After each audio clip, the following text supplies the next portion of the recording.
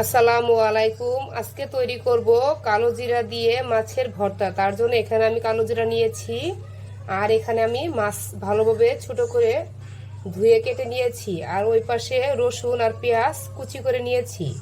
মাছটা মাখানোর জন্য আমি এখানে পরিমাণ মতো লবণ দিয়ে দিলাম, হাফ চামচ হলুদের গুঁড়া, হাফ চামচ মরিচের গুঁড়া দিয়ে দিলাম। এখন ভালোভাবে মেখে নেব। মাছটা আমি ভালো করে মেখে নিয়েছি। এখন সবগুলো উপকরণ আমি তৈরি করে নিয়েছি। এখন রান্নার জন্য মাছটা আমি ভালো করে মেখে নিয়েছি। সবগুলো উপকরণ আমার রেডি করা হয়ে গেছে। এখন ভর্তাটা বানানোর জন্য চুলায় একটি তাওয়া বসিয়ে দিয়েছি। প্রথমে আমি কালো জিরাগুলো ভেজে নেব। অল্প আছে কালো জিরাগুলো আমি ভাজবো।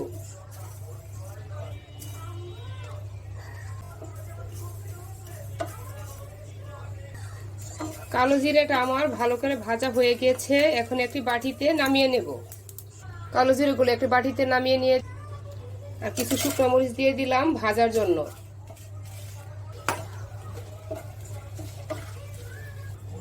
মরিচগুলো আমার ভালো করে ভাজা হয়ে গেছে। এখন একটি বাটিতে নামিয়ে রাখবো।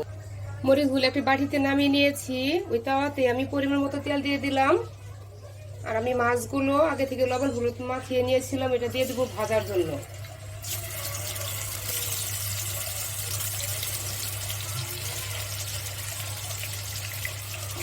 মাছগুলো এক পাশ ভাজা হয়ে গেছে, আর এক পাশ করে দেব।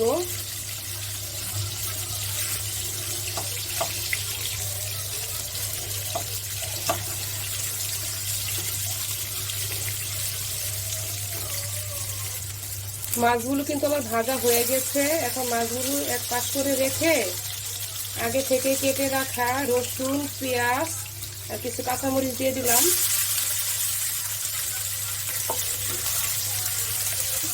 একটু ভাজবো পেঁয়াজগুলো।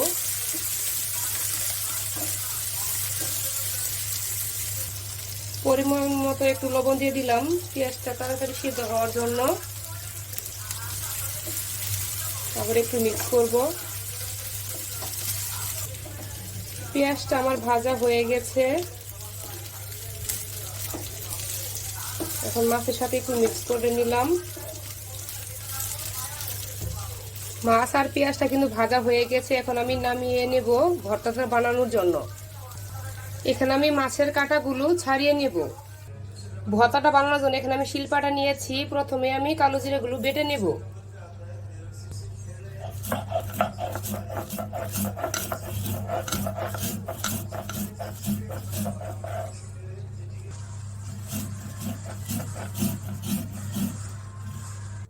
কালো জিরা গুলো কিন্তু বাটা হয়ে গেছে। এখানে আমি শুকনো মরিচ দিয়ে দিলাম বাটার জন্য।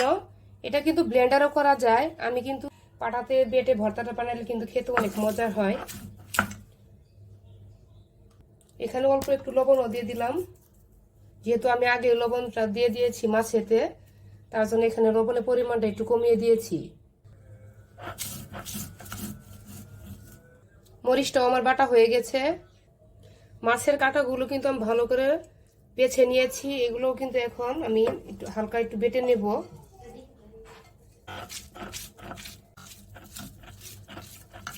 মাছটা আমার বাটা হয়ে গেছে। এখন কালো জিরা আর মাছটা ভালোভাবে আমি মিক্স করে নেব।